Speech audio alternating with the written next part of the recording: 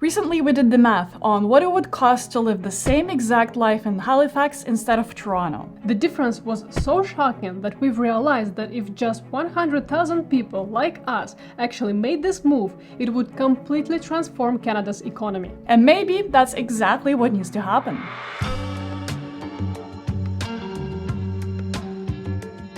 Toronto, Montreal, Vancouver, 3 cities, 13 million people, nearly 40% of Canada's entire population. If you want to make it in Canada, get a good job, advance your career, or access world-class amenities, you basically have these 3 choices in a country with more land than anyone would know what to do with. And it's bankrupting an entire generation of Canadians. Here's why and what we can do about it.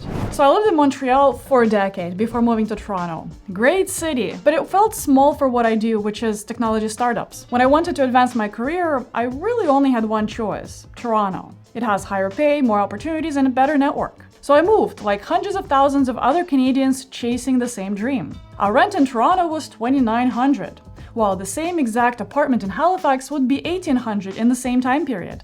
That's $13,000 extra per year we were paying just to live where the good jobs are supposed to be. But here's what nobody talks about.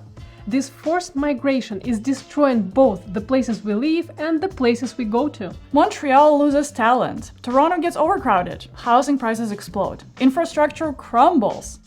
We now live in the GTA area, just 50 kilometers outside of Toronto. And it takes us 1 hour and 20 minutes each way via public transit to get to Toronto. Or 45 minutes if we're driving off-peak hours and get lucky with traffic. That's 13 hours a week, basically a part-time job for millions of Canadians, just getting to work.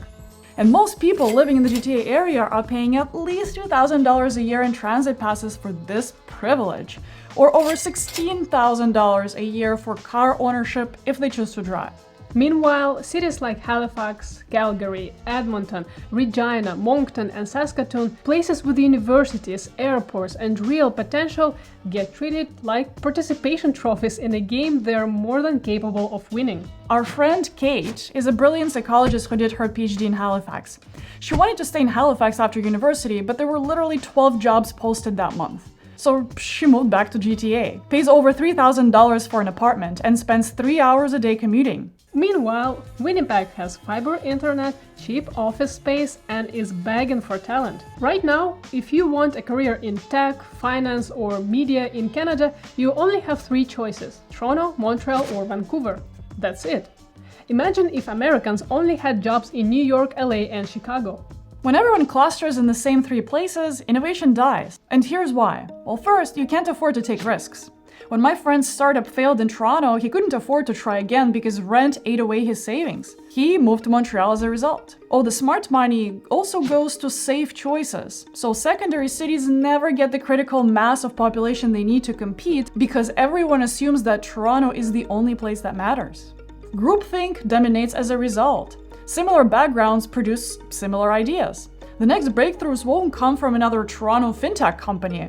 There's already way too many. It'll come from wherever the smart people can actually afford to experiment. Silicon Valley is experiencing this now. Housing costs are so high that entrepreneurs can't afford to take risks. That's why tech companies are fleeing to Austin, Miami, and Nashville. But Canada hasn't learned this lesson yet. We're still cramming everything into 3 metros and wondering why housing is unaffordable and productivity is stagnating. Here's what makes Canada's concentration even more destructive. Our big cities can't actually function as big cities because they are governed like a collection of small towns. Take the daily reality of nearly 4 million people who are like us and live in the Greater Toronto area, but have deep ties to Toronto.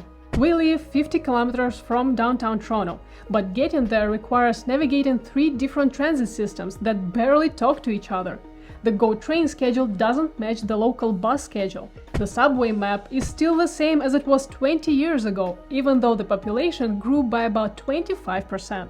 This isn't an accident, it's by design. Toronto isn't really one city, it's 24 separate municipalities coming together into a metropolitan area, all of them trying to coordinate rather than collaborate. Montreal has 82 different local governments, while Vancouver has 21. Imagine trying to run a company where every department has its own CEO and veto power. That's Canada's metro areas. The good news is that transit funding is here, but it only arrives if all municipalities align. Everyone wants the outcome, but no one will pay until everyone agrees and commits to it. The result is painfully familiar for anyone not living downtown. I spend 13 hours a week commuting across disconnected systems. Good jobs are never where affordable housing is. Young people are leaving for places that actually work.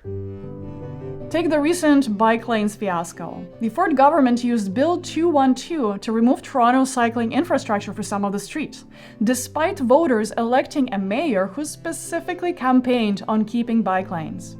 Why? Well, because Ontario's automotive industry represents $95 billion annually, which is 12% of provincial GDP.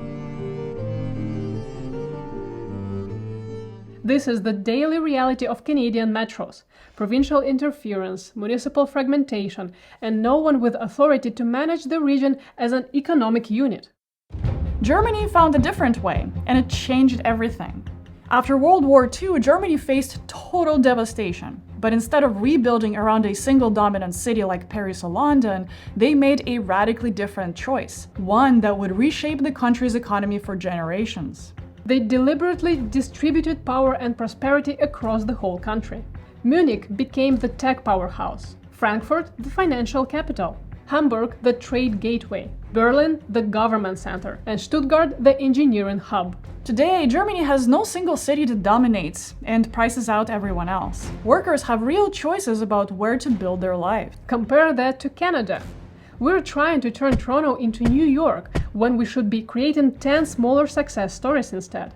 Instead of making expensive cities more expensive, we could create economic zones that offer what big cities can't: affordability, opportunity, and quality of life. Halifax could become our Atlantic innovation hub. Median home price is $600K, 5 universities producing 45,000 graduates annually. Saskatoon could be our agtech capital. Home prices average $400,000. They get world-class agricultural research. It's a common story when people graduate from U of S with an agriculture engineering degree and move to Calgary instead because there are simply more job openings in the field. Calgary and Edmonton are already slowly pivoting from oil to clean tech.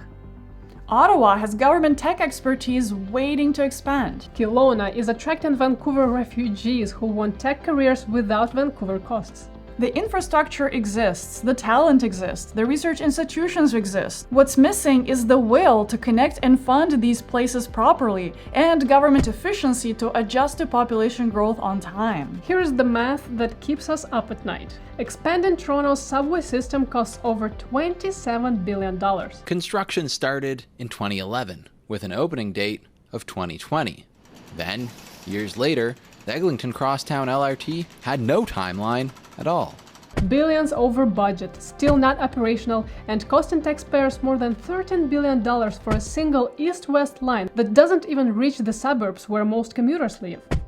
Articles like this sound like a joke at this point. Imagine how $27 billion could transform 5 secondary cities where housing averages for 100,000 instead of 1.2 million. In Halifax, we could build modern light rail, fund fiber optic networks, and expand airport facilities for more direct European routes. Saskatoon could become a junction in high-speed rail connecting Vancouver to Halifax and to the north. Calgary could complete its Green Line LRT and build clean energy manufacturing facilities. Meanwhile, Kelowna could connect UBC Okanagan to airport with light rail. This comparison is stark. Toronto's $15 billion budget serves 2 million people paying $1.2 million for houses and might maybe generate marginal productivity gains. The same investment across 5 secondary cities together creates opportunities for over 10 million people, most enjoying $400,000 housing costs, with productivity impacts measured in double digits. After World War II, Germany chose to invest across Munich, Hamburg, Frankfurt, and Stuttgart rather than just rebuilding Berlin. Have you seen what Berlin looked like after World War II? I bet it was a tough decision. But today, as a result, they have 5 world-class cities, no single point of failure, and balanced regional development that made Germany Europe's economic powerhouse. Canada faces the same choice: keep throwing money at Toronto's problems, or invest in solutions that give Canadians real alternatives. You might be asking, if this makes so much sense, why hasn't it happened yet? Politics. Big cities concentrate voters, media attention, and political power. No politician gets re-elected by promising to make their city less important. Also real estate. Developers profit from scarcity, and real estate is Canada's largest industry. They have lobbying power. Cultural momentum also plays a role here. We've bought into this mythology that bigger equals better. Success runs through big cities only, right? Wrong! That worked in the 20th century. This is the 21st century. The global population is growing, and it's naive to think that megacities will remain the most livable option. Just look at the struggles of overcrowded Asian metropolises, where infrastructure and housing are stretching thin. The smartest companies and countries are already moving beyond the megacity concentration. Canada is way behind this trend, still clinging to the old ways of thinking. And there is also aging population. Many older Canadians are comfortable with the status quo. They resist change and often vote against it. Why? Because the current system works for them. They already own homes, so rising prices protect their wealth. They prefer driving to biking. They don't want to fund long-term infrastructure investments that they will never use. Politicians chasing votes cater to these preferences. But this short-term mindset is holding the country back from building a more balanced and future-ready Canada. And then, ironically, we hear the same people complaining that traffic is getting worse, cities are becoming busier and dirtier, and infrastructure and housing can't keep up with population growth. But here's what's changing. Remote work proved the geography doesn't really matter, nor does it determine productivity. My friend works for a Toronto tech company from a $200,000 house in Nova Scotian wilderness in the middle of nowhere. He's more productive, he's happier, and he's saving at least $30,000 a year, if not more. Young Canadians are already voting with their feet. They're leaving for Austin, Denver, and Miami because those cities offer what Toronto promises but can't deliver: opportunity without bankruptcy. Imagine this alternative future. Toronto and Vancouver are still important, but people no longer flock there as their only choice to find a job. Instead of 3 overheated metros, we have 10 thriving economic zones, each offering affordability and opportunity in a good mix. We calculated what our life would cost in 5 different Canadian cities. The results shocked us. An average GTA resident spends more than 50% of their income on housing and transportation. In Halifax, it would be 27%. Despite the differences in salaries and even tax. For us, that would be $25,000 a year that we could invest, save, or spend on experiences instead of rent. And this isn't about abandoning big cities. It's about creating livable alternatives so that people have real choices and aren't locked in money pits. Germany made this choice after World War II and became Europe's economic powerhouse. Switzerland made this choice and became the world's most prosperous small country. Many Nordic countries like Netherlands, Sweden, Finland create opportunities for startups in non-capital regions. South Korea is aggressively promoting innovation cities like Sejong, Daegu, and Gwangju to help people make a decision and relocate from Seoul. The US is making this choice as companies flee expensive coastal cities. The choice is ours, but we need to make it soon. If this resonates with you, let us know in the comments. What would it take for you to leave Toronto, Vancouver, or Montreal? What's holding you back? And if you are already in a smaller city, what would make you stay? Because the future of Canada isn't the 3 expensive cities surrounded by empty land. It's a country where talent can thrive anywhere, and everyone can afford to live where they work. Thank you for watching, and thank you to our supporters for your continued support. If you too want to support this channel, you can do so by joining our Patreon or YouTube membership. If the YouTube algorithm got it right, you will enjoy this video next. So we'll see you there. Take care.